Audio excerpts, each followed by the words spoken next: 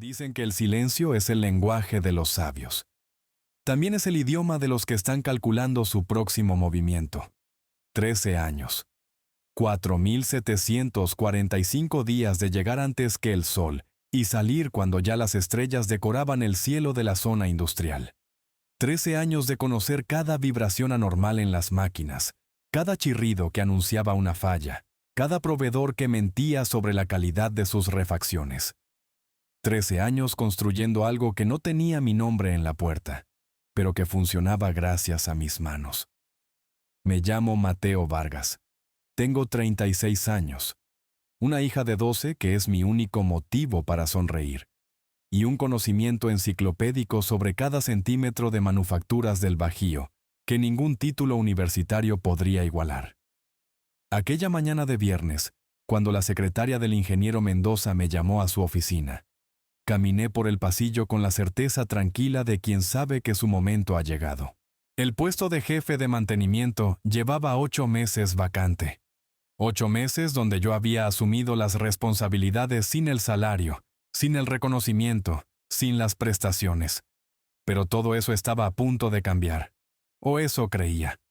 La oficina del ingeniero Cristóbal Mendoza olía a café importado y ambición mal disimulada. Diplomas enmarcados cubrían la pared detrás de su escritorio de caoba falsa. Títulos del Tecnológico de la capital, certificaciones en gestión de procesos, maestrías en administración. Todo muy impresionante para alguien que nunca había sostenido una llave de torsión en su vida. «Siéntate, Mateo», dijo sin levantar la vista de su computadora. «Dame un segundo». Ese segundo se convirtió en 7 minutos. Los conté. En el taller me habían enseñado que el tiempo es el recurso más valioso, y desperdiciar el de otros era una forma de desprecio. Pero guardé silencio. Observé, calculé. Finalmente cerró la laptop con ese gesto teatral que practican los ejecutivos mediocres. «Bueno, Mateo, sabes que valoramos mucho tu trabajo aquí. Eres fundamental para las operaciones diarias». La palabra pero flotaba en el aire como el olor a aceite quemado, antes de que una máquina explote. «La vacante de jefe de mantenimiento ha sido un tema complejo», continuó, cruzando las manos sobre el escritorio. «Hemos evaluado múltiples opciones, considerado diferentes perfiles, y hemos tomado una decisión». Mi corazón latía con calma. 13 años de entrenamiento para este momento. Vamos a traer a un profesional externo. Alguien con credenciales académicas sólidas, visión estratégica global. Un ingeniero joven que hizo su maestría en gestión industrial en una universidad europea. Se llama Lucas Ortega. El silencio que siguió fue tan denso que podía masticarse. Necesitamos gente con visión estratégica, Mateo. No solo experiencia empírica. El mercado está cambiando. Los clientes automotrices exigen certificaciones, procesos documentados, lenguaje corporativo. Tú eres excelente en lo que haces, pero... Ahí estaba. El pero que define carreras, que destruye lealtades, que convierte a los hombres en números en una hoja de cálculo. «Entiendo», respondí. Mi voz salió plana, neutra, sin una gota de la rabia que hervía bajo mi piel. «¿Cuándo empieza el nuevo jefe?» Mendoza parpadeó, claramente esperando resistencia. Una discusión. Quizás hasta una súplica. Los hombres como él se alimentan del conflicto que provocan. «El lunes. Vas a entrenarlo en los sistemas, mostrarle las operaciones. Tú conoces el taller mejor que nadie». Asentí una vez. Me levanté. Extendí la mano con la misma cortesía profesional de siempre. «Gracias por informarme, ingeniero». Su apretón fue débil, confundido.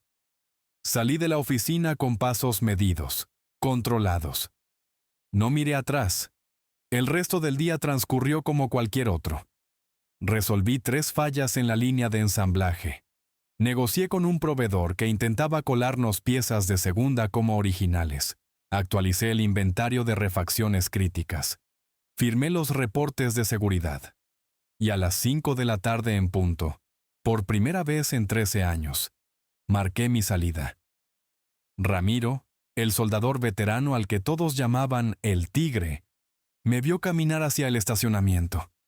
Sus ojos viejos y sabios entendieron algo que las palabras no podían expresar. Mateo, la bomba del sistema 3 está haciendo un ruido extraño. ¿No quieres? Mañana hay turno, Ramiro. Que lo revisen ellos. El silencio de mi compañero fue más elocuente que cualquier discurso. El camino a casa nunca se sintió tan ligero. Mi hija Elena me recibió con los ojos brillantes de sorpresa. Papá, llegaste temprano. ¿Estás enfermo? No, mi vida. Solo decidí que hoy era un buen día para cenar juntos. Cocinamos pasta con salsa de tomate casera. Vimos una película de dinosaurios que ella había querido mostrarme durante meses. Me contó sobre un proyecto de ciencias y un niño molesto de su clase. Por primera vez en años, fui padre antes que empleado. Mi teléfono comenzó a sonar a las 9 de la noche. Era el número del taller. Lo dejé vibrar sobre la mesa del comedor. Segunda llamada. Tercera. Elena me miró con curiosidad. ¿No vas a contestar, papá? No. A las 11 de la noche, cuando mi hija ya dormía, mi celular mostraba 9 llamadas perdidas, todas del mismo número, todas ignoradas con la misma tranquilidad metódica. Preparé café, saqué una carpeta vieja del cajón donde guardo los documentos importantes. Dentro había 13 años de registros, cursos tomados por mi cuenta, certificaciones conseguidas en mis días libres, un historial impecable de proyectos salvados, crisis resueltas, dinero ahorrado a la empresa, todo documentado, todo con fecha y firma. Mi padre, don Esteban, mecánico jubilado con las manos temblorosas pero la mente afilada, solía decirme algo que aquella noche cobró sentido absoluto. El respeto no se ruega, hijo. Se demuestra o se niega. Apagué el teléfono a la medianoche. El sábado desperté con la luz del sol filtrándose por las cortinas y el olor a pan tostado que Elena preparaba en la cocina. Encendí el celular casi por reflejo. 47 llamadas perdidas el viernes. 89 el sábado por la mañana. Y un mensaje de texto de la secretaria de Mendoza que leí 3 veces antes de permitirme una sonrisa. El cliente automotriz amenaza con cancelar. Necesitamos que vengas. Por favor. Dejé el teléfono sobre la mesa. Le serví jugo de naranja a mi hija. El café sabía mejor que nunca. Yo pago mis cuentas con conocimiento, no con títulos universitarios.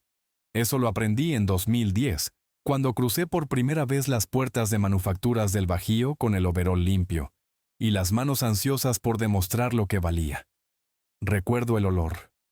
Aceite quemado, metal caliente, sudor de hombres que llevaban décadas moldeando piezas con la precisión de cirujanos. El ruido era ensordecedor para un novato. El golpeteo rítmico de las prensas, el chirrido de las bandas transportadoras, los gritos de los supervisores que intentaban hacerse escuchar sobre el estruendo industrial. Mi primera asignación fue la prensa hidráulica número 4. La bestia del taller, le decían. Una máquina alemana de los años 80 que nadie había logrado domar completamente. Fallaba sin razón aparente. Se sobrecalentaba cuando los ingenieros juraban que los parámetros eran correctos. Destruía moldes costosos con la caprichosa regularidad de un niño malcriado. Los técnicos veteranos la evitaban. Los jóvenes la temían. Y a mí, el nuevo, me la asignaron como si fuera un castigo disfrazado de oportunidad. Pasé 6 meses observándola. No solo operándola, sino escuchándola. Mi padre siempre decía que las máquinas hablan, que solo hay que tener la paciencia de aprender su idioma. La prensa número 4 susurraba sus secretos en pequeños detalles que nadie más notaba. Un ligero cambio en el tono del motor, una vibración casi imperceptible en la estructura, el olor sutil del aceite cuando comenzaba a calentarse demasiado. El secreto era ridículamente simple. 90 segundos de descanso entre ciclos.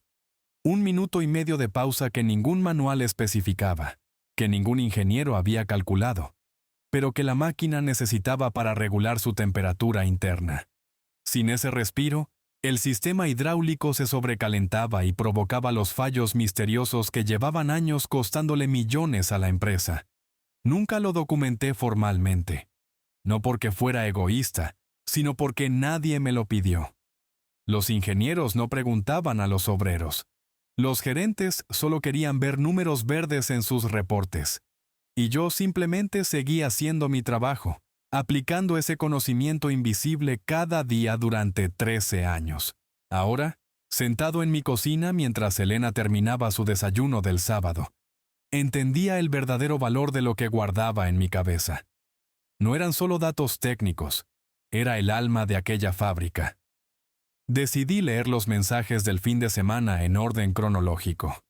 Era importante entender la secuencia exacta del desastre. Viernes, 9:15 de la noche. Mensaje del supervisor del turno nocturno. La prensa 4 se detuvo. Temperatura crítica. Nadie sabe qué hacer. Viernes, 10:30. Segundo mensaje. Llamamos al ingeniero Mendoza. Dice que revisemos el manual. El manual no dice nada útil.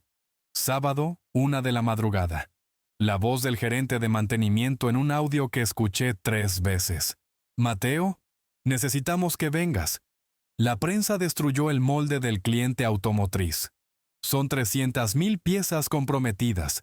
Sábado, 6 de la mañana. Mensaje de texto de alguien que no reconocí. El sector A se apagó completo. El tablero eléctrico no responde al reset normal. Sonreí al leer ese último mensaje. El reseteo secreto del sector A. Otro de mis pequeños milagros invisibles. Hace 8 años descubrí que el tablero principal tenía un defecto de fábrica. El reset normal nunca funcionaba cuando el sistema colapsaba por sobrecarga.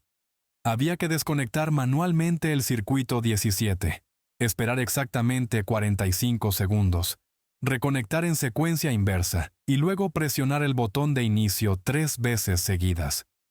Un ritual absurdo que ningún electricista certificado aprobaría, pero que funcionaba cada vez sin falla. Ese conocimiento no estaba en ningún manual, solo existía en mi memoria. Los mensajes del sábado por la tarde mostraban una escalada de desesperación. Los proveedores no contestaban. Leí nombres familiares. Don Roberto de Suministros del Norte, la ingeniera Carmela de Aceros Especializados, el licenciado Fuentes de Logística Integral. Todos contactos que yo había cultivado durante años con llamadas personales, favores intercambiados, confianza construida café a café. Ellos no trabajaban con Manufacturas del Bajío, trabajaban conmigo. Un mensaje del sábado por la noche me hizo pausar. Era de un número desconocido, pero el contenido revelaba su autor. Soy el ingeniero Lucas Ortega. Me dieron su contacto como emergencia. Necesito ayuda urgente. La situación es crítica. El recién llegado. El joven con maestría europea que había ocupado el puesto que yo merecía. La visión estratégica que el ingeniero Mendoza tanto valoraba. No respondí. El domingo fue más de lo mismo. 122 llamadas. Mensajes cada vez más desesperados. Amenazas veladas que se transformaban en súplicas abiertas. El cliente automotriz había enviado un ultimátum. Entrega el miércoles o cancelación del contrato. Pasé el domingo enseñándole a Elena a cambiar el aceite de mi camioneta vieja. Sus manos pequeñas, sosteniendo la llave con determinación, me recordaron por qué todo esto valía la pena. El conocimiento se transmite de persona a persona, no de manual a empleado. El lunes desperté a las 5 de la mañana sin necesidad de alarma. Me vestí con calma. Desayuné solo, en silencio, saboreando cada sorbo de café como si fuera el último. Dejé una nota para Elena explicando que llegaría temprano a casa. El camino a la fábrica estaba vacío a esa hora. La ciudad apenas despertaba, pero el estacionamiento de Manufacturas del Bajío ya mostraba actividad inusual. Conté 12 autos de gerencia. 12. En un lunes normal había 3, quizás 4. Los directivos nunca llegaban antes de las 8. Verlos ahí, estacionados en desorden como si hubieran llegado corriendo, confirmó lo que los mensajes sugerían. Caminé hacia el taller principal con la tranquilidad de quien sabe exactamente lo que encontrará. El espectáculo superó mis expectativas. 3 líneas de producción completamente paradas. Montañas de piezas defectuosas apiladas en contenedores rojos, el color que indica rechazo total. Operarios deambulando sin dirección. Supervisores gritando órdenes contradictorias. Y en medio del caos, sentado sobre un tambo de aceite vacío, encontré al ingeniero Lucas Ortega. Tenía ojeras profundas que revelaban un fin de semana sin dormir. Su camisa, probablemente cara, estaba arrugada y manchada de grasa. Entre sus manos sostenía el manual de operaciones de la prensa hidráulica número 4. Lo miraba como si fuera un jeroglífico maya. Como si las respuestas que buscaba desesperadamente pudieran aparecer mágicamente entre aquellas páginas que yo sabía inútiles. Nuestras miradas se cruzaron. En sus ojos vi algo que no esperaba encontrar. No arrogancia, no desprecio, sino el reconocimiento honesto de quien finalmente entiende que los títulos no reparan máquinas. Yo pago mis deudas, pero también cobro las que me deben. Esa fue la lección que mi padre me enseñó cuando tenía 16 años, y un patrón quiso estafarlo con 3 meses de trabajo. Don Esteban nunca levantó la voz. Solo presentó sus facturas, una por una. Hasta que el hombre entendió que el silencio de un obrero honesto pesa más que cualquier grito. Lucas Ortega se levantó del tambo de aceite como si sus piernas apenas pudieran sostenerlo. El manual cayó al suelo con un golpe sordo que nadie se molestó en recoger.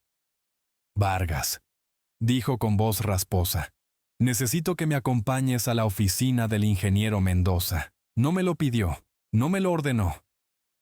Fue casi una súplica envuelta en formalidad profesional.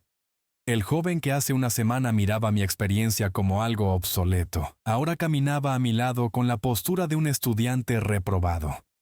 El pasillo hacia las oficinas de gerencia olía diferente esa mañana. Normalmente predominaba el aroma artificial del aromatizante de limón que la señora de limpieza rociaba religiosamente cada día. Pero hoy el aire cargaba algo más denso. Sudor frío, café rancio. El perfume inconfundible del pánico institucional. La puerta de la oficina de Mendoza estaba entreabierta. Escuché voces antes de entrar. Una grave, acelerada, tropezando con sus propias palabras. Otra más serena, cortante como bisturí quirúrgico. Empujé la puerta sin tocar. El espectáculo que encontré valía más que cualquier discurso de motivación corporativa. El ingeniero Cristóbal Mendoza lucía irreconocible. Su corbata colgaba floja como una cuerda vieja. El saco que siempre portaba con orgullo descansaba arrugado sobre una silla. Manchas de café decoraban su camisa blanca como medallas de una batalla perdida. Sus ojos, usualmente calculadores y fríos, ahora bailaban con el nerviosismo de quien ve desmoronarse su mundo perfectamente ordenado. Junto a la ventana, de pie con los brazos cruzados, la licenciada Patricia Ibarra observaba todo como un cirujano evaluando un paciente terminal. Primera mujer en alcanzar la dirección de operaciones en esta empresa. 52 años de pragmatismo puro. Ni un cabello fuera de lugar, ni una emoción desperdiciada. Me miró cuando entré y no vi desprecio ni simpatía. Solo números, probabilidades, costos y beneficios danzando detrás de sus pupilas. «Vargas, gracias por venir». La voz de Mendoza sonaba como papel de lija contra madera vieja. No respondí. Me limité a tomar asiento en la silla más alejada del escritorio. Lucas cerró la puerta y permaneció de pie, recargado contra la pared como testigo de su propio fracaso. «Tenemos un problema», continuó Mendoza. «Tienen un problema». Corregí sin alzar la voz. «Yo tengo un horario de entrada y salida claramente establecido en mi contrato». El silencio que siguió fue tan espeso que podía masticarse. La licenciada Ibarra arqueó una ceja casi imperceptiblemente. Mendoza abrió la boca, la cerró, la volvió a abrir. «Necesitamos tu ayuda». Las palabras le costaron más que cualquier aumento de sueldo que pudiera haber autorizado. Asentí lentamente. Luego abrí mi mochila, esa mochila gastada que había cargado durante 13 años por los pasillos de esta fábrica, y extraje una carpeta azul. Azul como el uniforme que nunca consideraron digno de un ascenso. Azul como la lealtad que pisotearon sin pensarlo 2 veces. La coloqué sobre el escritorio de Mendoza con la delicadeza de quien presenta un explosivo desactivado. Antes de cualquier conversación sobre ayuda, necesito que revisen esto. Mendoza tomó la carpeta con manos temblorosas. La licenciada Ibarra se acercó, sus tacones marcando cada paso sobre el piso de mármol falso. La primera sección contenía 80,000 pesos en horas extras no pagadas. Facturas detalladas, fechas precisas, firmas de supervisores que confirmaban mi presencia fuera de horario. 80,000 pesos que la empresa me debía, mientras me explicaban que no había presupuesto para ascensos. La segunda sección mostraba correos electrónicos. 37 mensajes donde reporté fallas en equipos, problemas de mantenimiento, riesgos de producción. 37 advertencias ignoradas con respuestas automáticas o silencios administrativos. La tercera sección era mi obra maestra. Un documento de Excel con 237 procedimientos críticos. Ajustes específicos para cada máquina. Contactos de proveedores confiables. Trucos para resolver emergencias. Conocimiento que vivía exclusivamente en mi cabeza porque nadie había considerado importante documentarlo oficialmente. La licenciada Ibarra pasó las páginas con expresión impasible. Mendoza había perdido completamente el color del rostro. «Tengo condiciones», anuncié cuando terminaron de hojear el contenido. La oficina quedó en silencio absoluto. Solo el zumbido del aire acondicionado y el latido de mi propio corazón, firme y controlado. Primera condición: el puesto de jefe de mantenimiento con pago retroactivo de 9 meses, el tiempo que debieron haberme ascendido. Segunda condición: autonomía total sobre decisiones técnicas, sin comités de aprobación, sin consultas obligatorias con gerencia. Tercera condición: el ingeniero Ortega trabajará como mi subdirector, no como mi reemplazo. Aprenderá lo que su universidad no le enseñó. Cuarta condición: una disculpa formal por escrito, firmada por usted, ingeniero Mendoza, reconociendo que mi experiencia empírica tiene valor. El ingeniero Mendoza abrió la boca para protestar, pero la licenciada Ibarra levantó una mano que lo silenció instantáneamente. «¿Cuánto tiempo tenemos?», preguntó ella mirándome directamente. Revisé mi reloj. El mismo reloj económico que Elena me regaló el Día del Padre hace 3 años. El camión de embarque sale a las 6 de la tarde. Son las 7:15 de la mañana. Tienen menos de 11 horas para decidir si quieren perder el contrato más importante del año o aceptar mis términos. El silencio se extendió por segundos que parecieron décadas. Mendoza sudaba. Lucas contenía la respiración. La licenciada Ibarra me estudió como quien evalúa una inversión arriesgada pero necesaria. Entonces tomó una pluma, jaló los documentos de condiciones que había preparado y firmó sin leer una sola línea. «Tienes tus condiciones. Ahora sálvanos». Guardé la carpeta azul en mi mochila con la misma calma con que la había sacado. Me levanté, tomé mi casco del respaldo de la silla y caminé hacia la puerta. Pasos detrás de mí. Lucas Ortega me seguía. «Enséñame», dijo el joven ingeniero con voz humilde. Me detuve en el umbral. Lo miré por encima del hombro. «Espero que tengas buena memoria. Esto no está en tu máster. Yo pago mis deudas con trabajo, no con palabras. Esa mañana lo demostré. El taller olía a aceite quemado y desesperación cuando crucé las puertas metálicas. Las máquinas calladas parecían gigantes dormidos esperando resurrección. Los obreros me miraban como quien observa a un cirujano entrando al quirófano de emergencia. No perdí tiempo en discursos motivacionales. «Lucas, saca tu teléfono. Vas a grabar todo lo que haga. No preguntes por qué, solo documenta». El joven ingeniero obedeció sin chistar. Su arrogancia universitaria había desaparecido en algún momento entre las 7 de la mañana y ahora. Mi primera llamada fue a un número que no existe en ningún directorio corporativo. Don Esteban Torres contestó al segundo timbrazo con su voz rasposa de 7 décadas trabajando turnos dobles. Mateíto, qué gusto escucharte. ¿Todo bien con la niña? Papá, ¿cómo está Elena? Silencio breve. Luego una risa seca. Ah, ya entiendo. ¿Qué necesitas y para cuándo?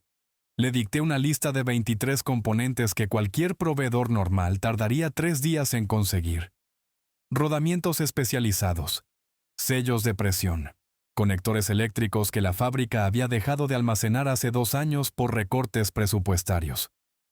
90 minutos, prometió don Esteban antes de colgar. Lucas me miraba con expresión de incredulidad. Eso es imposible.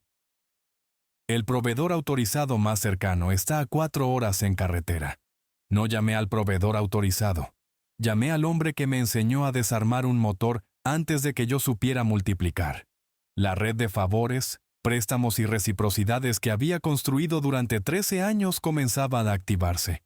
Cada pieza llegaría de un contacto diferente.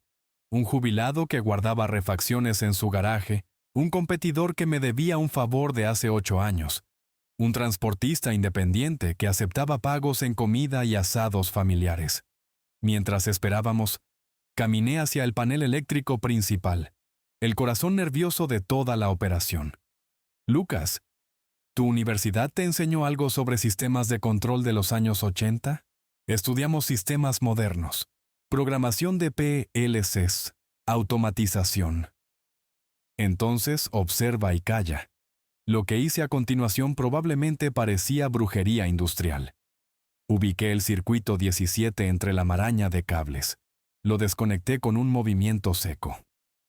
Lucas, cuenta 45 segundos. El silencio se hizo eterno. Al llegar al 0, reconecté en secuencia inversa y presioné el botón de inicio 3 veces seguidas. El sistema eléctrico tosió, gimió, y luego ronroneó como un gato viejo pero funcional. ¿Cómo sabías esa secuencia?, preguntó Lucas sin dejar de grabar. Porque la diseñé yo hace 11 años cuando el ingeniero anterior quiso modernizar sin presupuesto. Improvisamos con lo que teníamos. Nadie documentó el procedimiento porque nadie pensó que importaba. Esa era la historia de mi vida en esta fábrica. Soluciones invisibles. Conocimiento que solo existía en mi memoria porque documentarlo requería tiempo que nadie me pagaba. A las 9:15, una camioneta polvorienta estacionó frente a la puerta de embarque. Don Esteban bajó personalmente, con sus manos temblorosas de artritis cargando una caja de cartón que valía más que su vehículo completo. «Te debo una grande», le dije abrazándolo brevemente. «Me debes 3 asados y llevar a mi nieta al zoológico. Eso sí lo pago con intereses». Los técnicos comenzaron a trabajar con las piezas nuevas mientras yo coordinaba desde el centro del taller como director de orquesta en sinfonía caótica. Pero la prensa número 4 seguía muerta.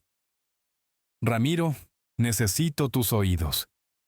El tigre Solís caminó hacia la máquina con la calma de quien ha visto 1000 crisis similares. Se inclinó cerca del motor, cerró los ojos y escuchó. 30 segundos de silencio absoluto en todo el taller. Nadie respiraba. «Cojinete del eje secundario», diagnosticó finalmente. «Está rozando contra la carcasa». «¿Tienes un 13 milímetros y paciencia?» Le pasé la herramienta. En 40 minutos, la prensa rugió nuevamente. Las horas siguientes fueron un borrón de sudor, grasa y decisiones rápidas.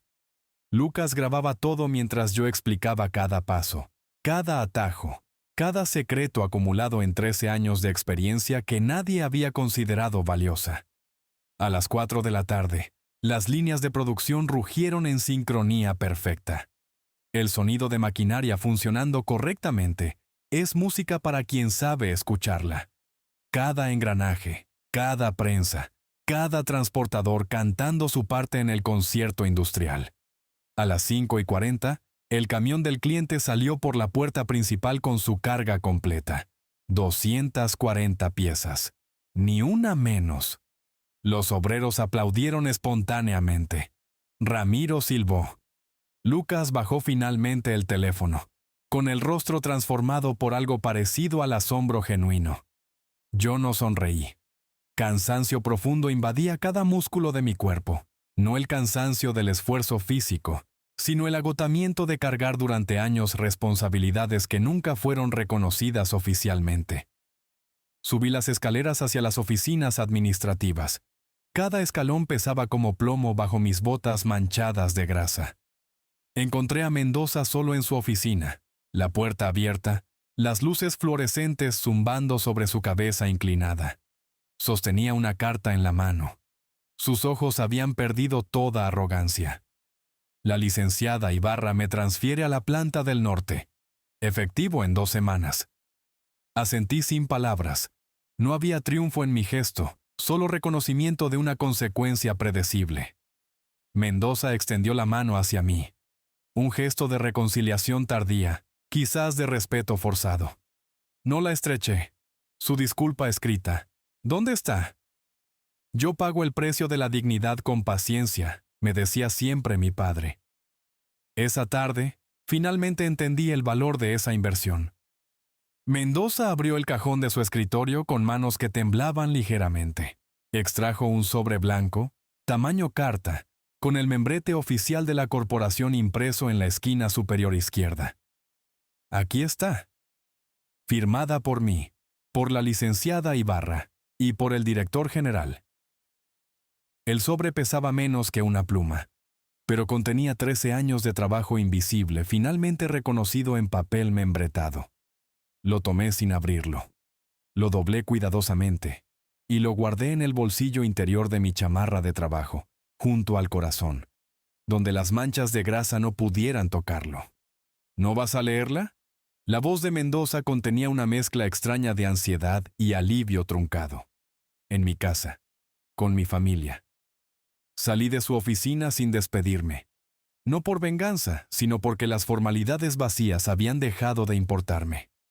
El camino a casa fue extrañamente silencioso en mi mente.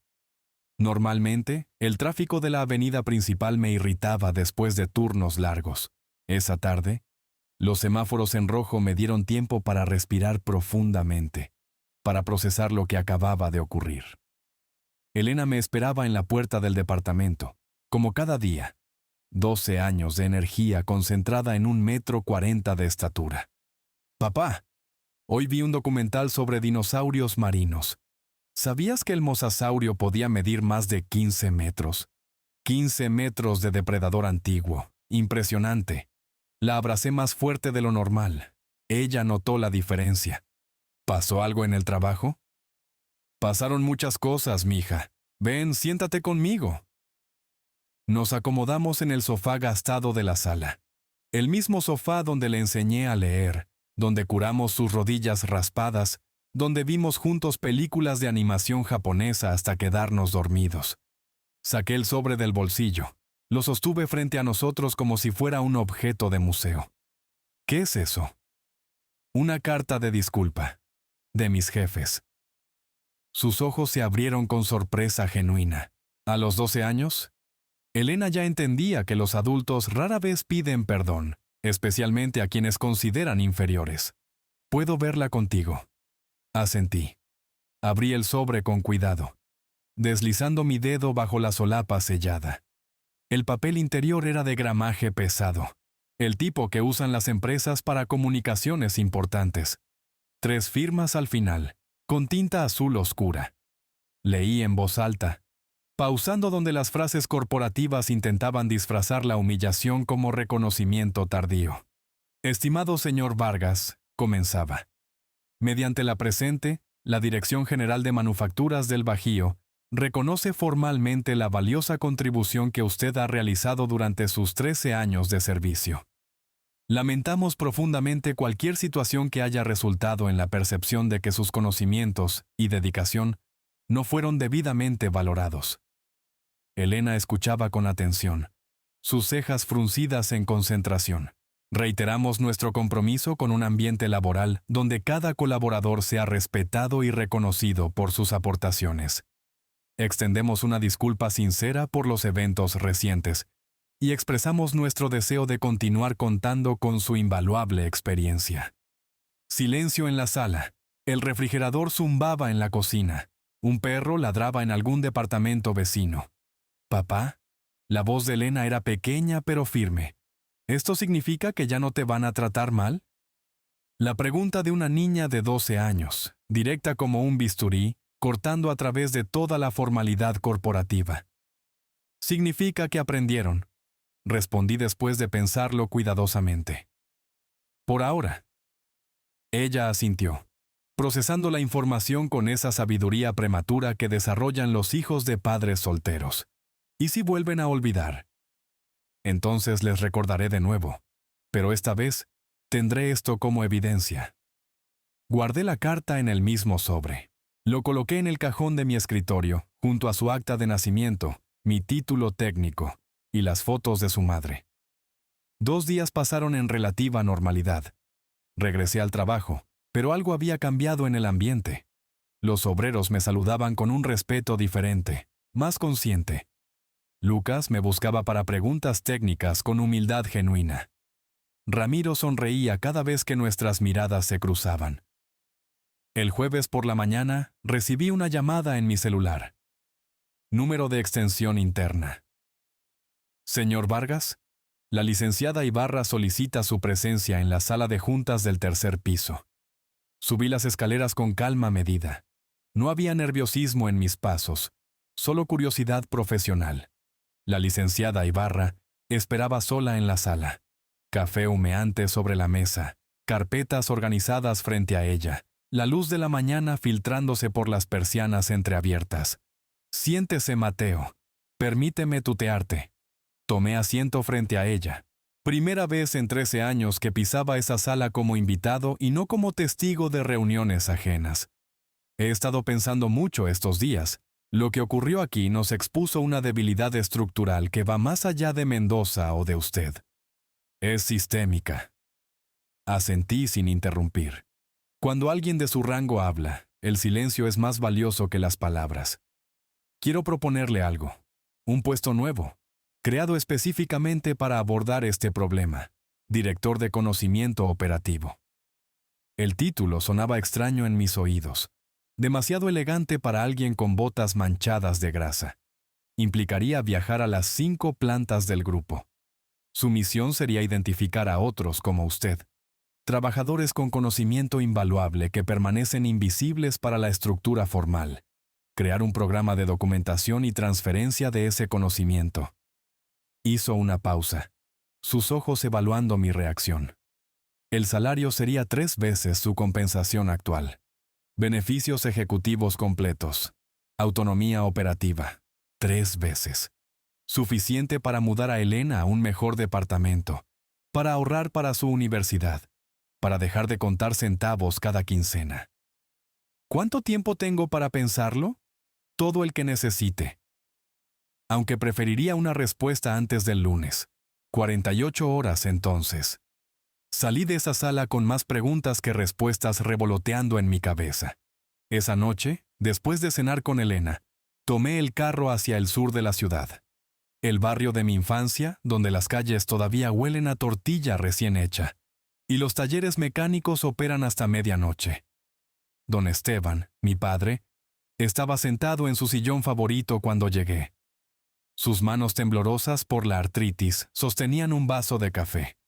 71 años de vida, 50 de ellos dedicados a la mecánica automotriz. Le conté todo. Cada detalle, desde el rechazo del ascenso hasta la oferta de esta mañana. Escuchó en silencio, asintiendo ocasionalmente, sus ojos arrugados brillando con algo parecido al orgullo contenido. Cuando terminé, se levantó lentamente del sillón. Caminó hacia la ventana que daba a la calle, donde los faroles iluminaban el asfalto desigual. «Hijo». Su voz era ronca pero firme. «Venganza es cuando destruyes al enemigo. Justicia es cuando construyes algo mejor. ¿Qué quieres tú?». La pregunta flotó en el aire cargado de recuerdos. Me acerqué a su lado. Miré por la ventana hacia la ciudad que se extendía más allá de los techos de lámina, hacia las luces parpadeantes de las fábricas en el horizonte industrial. Quiero que ningún otro Mateo tenga que esperar 13 años para ser visto. Yo pago mis deudas con trabajo, no con palabras. Por eso, cuando llamé a la licenciada Ibarra el lunes a las 7 de la mañana, mi respuesta fue simple. Acepto. Los primeros 30 días fueron un torbellino de carreteras polvorientas y cafeterías de paso. 5 plantas distribuidas en 4 estados, cada una con su propia cultura, sus propios secretos, sus propios fantasmas invisibles cargando el peso de operaciones multimillonarias. Mi método era simple. Llegaba sin anunciarme. Me ponía el casco y los lentes de seguridad. Caminaba entre las líneas de producción observando, escuchando, registrando. Buscaba al trabajador que todos consultaban aunque no tuviera título de supervisor. Al técnico que los ingenieros llamaban cuando las máquinas hacían ruidos extraños. A la operadora que conocía los trucos para mantener funcionando equipos que según los manuales deberían estar descontinuados. Los encontré en cada rincón. En la planta del norte, una mujer de 53 años llamada Guadalupe manejaba sola el área de control de calidad. 32 años de experiencia le habían dado la capacidad de detectar defectos microscópicos con solo pasar sus dedos sobre las superficies metálicas. Sus supervisores formales la consultaban en secreto, temerosos de admitir que dependían de alguien sin credenciales universitarias. En la costa, un hombre de 60 años conocido como el profesor, había desarrollado un sistema de mantenimiento predictivo basado puramente en sonidos. Podía diagnosticar fallas internas de compresores industriales con la precisión de un médico escuchando latidos cardíacos. Nadie le había dado jamás un aumento significativo. Nadie había documentado su conocimiento. Mi carpeta fue creciendo. 52 nombres al final del tercer mes. 52 supervisores invisibles. 52 tesoros de conocimiento a punto de jubilarse, renunciar o simplemente desaparecer llevándose décadas de experiencia irreemplazable. Presenté mi informe a la dirección con números duros. Calculé el costo de entrenar reemplazos desde cero. Millones de pesos. Estimé el valor del conocimiento acumulado. Incalculable. Propuse una solución. El programa Manos Expertas. La estructura era simple pero revolucionaria. Certificación formal que combinaba experiencia práctica verificable con un diplomado ejecutivo de 3 meses. Los veteranos recibirían reconocimiento oficial, aumento salarial y el título de especialista senior. A cambio, documentarían sus métodos y entrenarían a una nueva generación. El proyecto arrancó en el 4.º mes. Ramiro fue mi primera contratación oficial. El Tigre entró a la nómina como consultor senior de diagnóstico acústico, un título que inventamos específicamente para él. Su salario aumentó 40%. Por primera vez en 38 años de carrera industrial, sus conocimientos tenían un valor formal reconocido. Verlo firmar el contrato fue más satisfactorio que cualquier venganza. Lucas Ortega resultó ser una sorpresa agradable. El joven ingeniero con el máster europeo había pasado semanas trabajando codo a codo con los técnicos veteranos en la planta original. La experiencia lo había transformado. Su arrogancia inicial se convirtió en respeto genuino. Comenzó a implementar cambios que combinaban su formación académica con el conocimiento práctico que había absorbido del equipo. Para el 5.º mes, la productividad de esa planta había aumentado 18%. Los directivos atribuyeron el éxito a las nuevas metodologías de gestión. Los trabajadores del piso sabían la verdad. Finalmente, alguien escuchaba. La noticia del programa se extendió más allá de las paredes de la corporación. Una universidad local me contactó con una propuesta que parecía imposible hace apenas unos meses. Crear un convenio para otorgar títulos técnicos oficiales a operarios con más de 10 años de experiencia verificable. El conocimiento empírico finalmente tendría validez académica. Pasé noches enteras diseñando los criterios de evaluación junto con académicos que inicialmente me miraban con escepticismo. Un supervisor sin título universitario determinando estándares educativos. La ironía no me pasaba desapercibida. El 6.º mes llegó con una invitación inesperada. El Congreso Nacional de Innovación Industrial me solicitaba como ponente principal. El tema: Recuperación del conocimiento invisible en la manufactura mexicana. 500 personas confirmadas. Directivos de empresas importantes. Académicos reconocidos. Representantes gubernamentales. Elena me ayudó a practicar el discurso durante 3 semanas. Sentada en el sofá con su libreta de dinosaurios. Me interrumpía cada vez que usaba palabras demasiado técnicas. Papá, si yo no entiendo, ellos tampoco van a entender. Tenía razón, como siempre. El día del Congreso, me paré frente a un auditorio lleno. Las luces del escenario me calentaban la cara. El micrófono amplificaba cada respiración. Mis manos, acostumbradas a herramientas de acero, sostenían únicamente unas tarjetas con notas. Comencé hablando de números. 52 trabajadores identificados. 127 años de experiencia combinada documentada. 3 programas de certificación implementados. 23 promociones internas ejecutadas. Pero los números eran solo el esqueleto de la historia. Hablé de Ramiro, capaz de diagnosticar fallas con los oídos cerrados. De Guadalupe, cuyos dedos detectaban imperfecciones invisibles para las máquinas. Del profesor, cuyo sistema de mantenimiento había ahorrado más dinero que cualquier software importado. Hablé de las empresas que trataban el conocimiento empírico como un recurso desechable. De los directivos que confundían títulos académicos con capacidad real. De los millones perdidos cada año por no escuchar a quienes mantenían funcionando los engranajes. El auditorio permanecía en silencio absoluto. 500 personas conteniendo la respiración, mientras yo describía una realidad que muchos conocían pero nadie verbalizaba. Entonces, durante una pausa para tomar agua, mi mirada recorrió las filas de asistentes, casi al fondo, parcialmente oculto por las sombras de la última fila. Vi un rostro familiar. Cristóbal Mendoza estaba sentado solo, inclinado hacia adelante, escribiendo furiosamente en una libreta. Mi antiguo jefe. El ingeniero que había declarado que yo carecía de visión estratégica. El hombre que había entregado mi puesto a un recién graduado por el simple pecado de no tener un diploma enmarcado. Continué mi discurso sin perder el ritmo. Mis palabras fluían con la calma de alguien que ya no necesita demostrar nada. El aplauso final retumbó durante casi 2 minutos. Tras el evento, mientras recogía mis materiales del podio, una figura se aproximó por el pasillo lateral.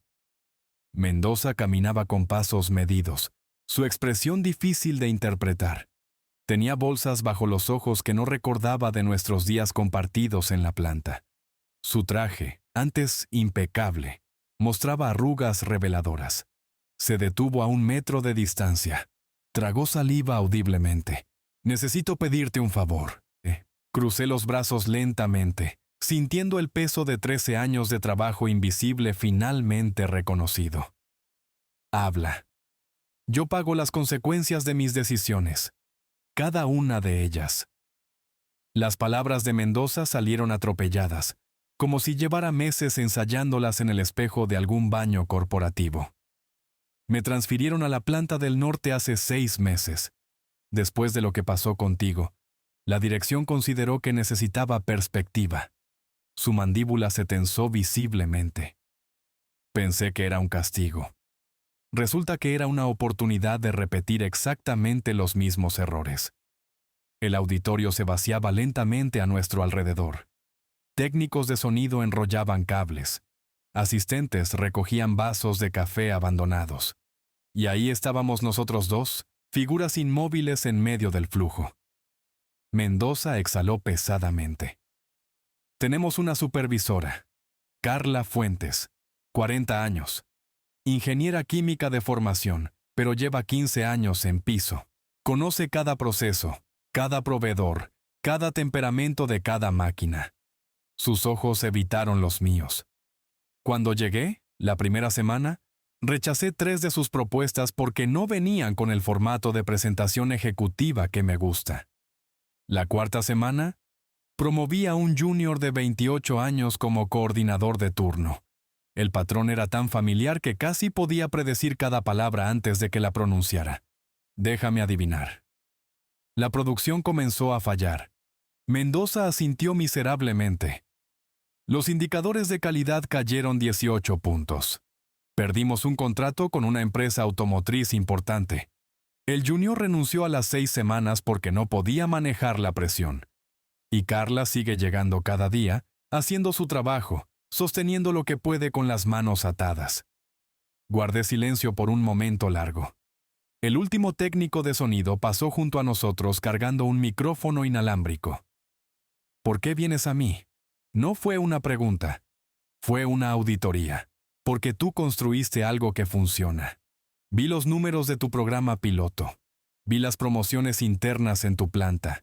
Vi cómo la productividad subió mientras el ausentismo bajaba. Mendoza finalmente me miró directamente. Necesito que vengas a la planta del norte. Que veas la situación. Que me digas qué estoy haciendo mal antes de que pierda a otra Carla Fuentes por mi arrogancia. 3 semanas después, mi avión aterrizaba en un aeropuerto del norte del país. El calor seco del desierto golpeó mi cara como un recordatorio de que estaba lejos de casa. Elena se había quedado con mi padre, despidiéndome con un abrazo que olía a champú de fresa y una promesa de videollamadas nocturnas. Mendoza me esperaba en la terminal con una carpeta bajo el brazo. Durante el trayecto hacia la planta, me explicó los detalles con la precisión nerviosa de un estudiante antes de un examen. La planta del norte era más pequeña que la nuestra, pero sus problemas eran gigantes. Rotación de personal del 30% anual. 3 accidentes menores en el último trimestre. Una línea de producción funcionando al 60% de capacidad. Conocí a Carla Fuentes en el comedor de la planta, durante el cambio de turno de la tarde. Era una mujer de estatura media, cabello recogido en una trenza práctica, manos que mostraban las cicatrices diminutas de quien trabaja con químicos industriales. Sus ojos me evaluaron con la cautela de alguien que ha aprendido a desconfiar de los visitantes corporativos. Así que usted es el famoso Mateo Vargas. Su tono era neutral, pero detecté el escepticismo debajo. El que renunció y después lo rogaron que volviera. No renuncié. Simplemente dejé de regalar mi tiempo extra. Carla arqueó una ceja. Por primera vez, algo parecido al interés genuino cruzó su expresión. Caminamos juntos por la planta durante 4 horas. Ella me mostró cada falla, cada cuello de botella, cada sistema improvisado que mantenía funcionando lo que debería haber colapsado hace meses. Su conocimiento era enciclopédico, su frustración, palpable. En un momento, frente a una máquina de mezclado que vibraba de forma irregular, Carla se detuvo. Llevo 3 años pidiendo que cambien el rodamiento principal. 3 años documentando la degradación. Pero cada presupuesto se destina a equipos nuevos que nadie sabe operar correctamente. Vi mi historia reflejada en sus palabras como en un espejo empañado. Esa noche, en una sala de juntas vacía, le presenté una propuesta. No era un rescate, era una invitación. El programa de certificación técnica que desarrollamos en mi planta necesita expandirse. Busco supervisores con experiencia real para diseñar los módulos especializados. La compensación sería acorde a tu experiencia. Y tendrías voz en las decisiones que afectan tu área. Carla estudió los documentos que le entregué.